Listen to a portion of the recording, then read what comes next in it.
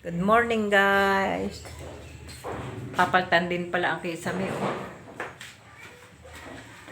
Sirang-sira. Oh. Ayun.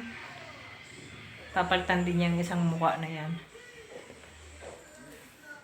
Pakita ko sa inyo yung ginawa na renovate na yung harap ng aming bahay. Kasi nagtuluan na eh. Oo, ayan. Gawa na.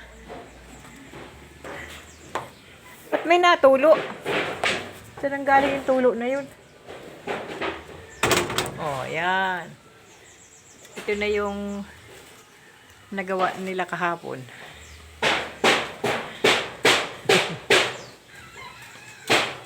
Ayan.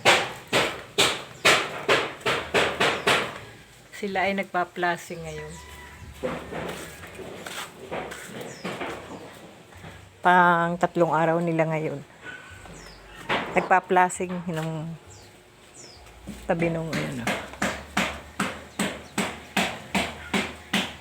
Nagpa-plasing sila. Pagkatapos niyan,